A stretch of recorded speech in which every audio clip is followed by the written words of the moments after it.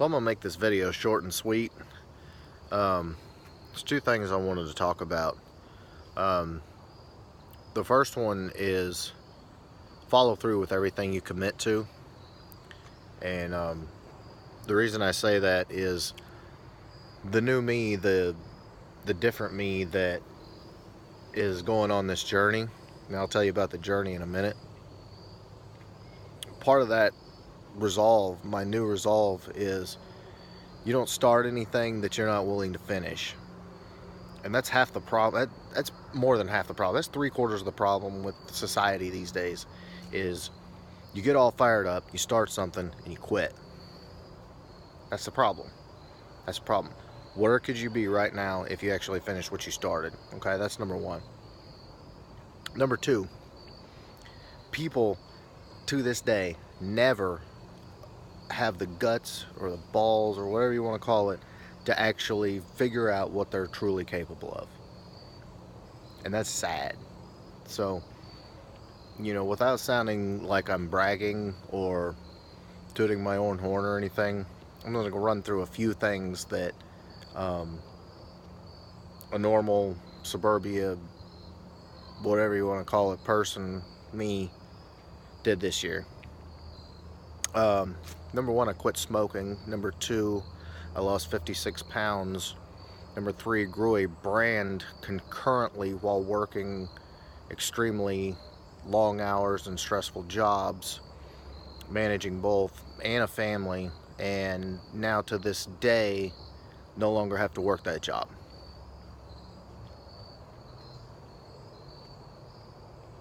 I never thought it. If you would have told me 2-3 years ago that I was capable of doing any of that, I'd have probably laughed at you or given you like a deer in the headlights look. You will never know what you're capable of until you actually have the balls to go out and do it, or whatever you have hanging, or whatever you know what I mean.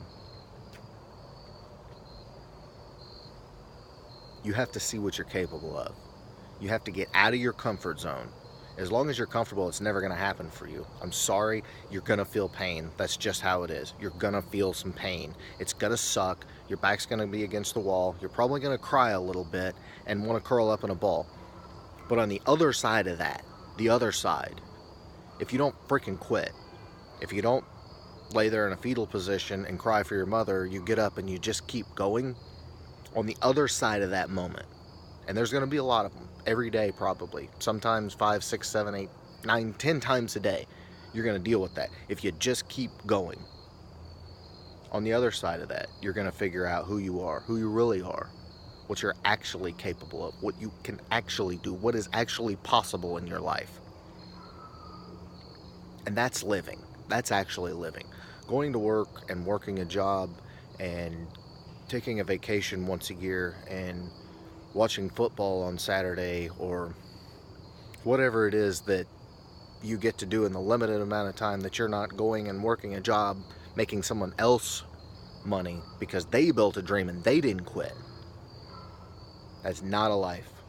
That's just not. Just not. I mean, go back 150 years when, it's not like it was different then. And it should be that way today. When you went to school, you went there to learn how to read and write. And even then, most people thought that was pretty worthless. You had to survive. You had to make your own way. You didn't go to school to go get a job. You know why? Because unless you owned or your family owned a general store or a blacksmith or whatever, there was no jobs. You had to figure it out. You had to figure out how you would make the money. You had to figure out how you would eat. I think that's how it should be. I don't like the fact that this world has moved to go to school and get a good job. No, don't go get a good job. Make your own way. Make your own life. Choose your own way. That's living, as far as I'm concerned. I think we need to get back to that, to be honest.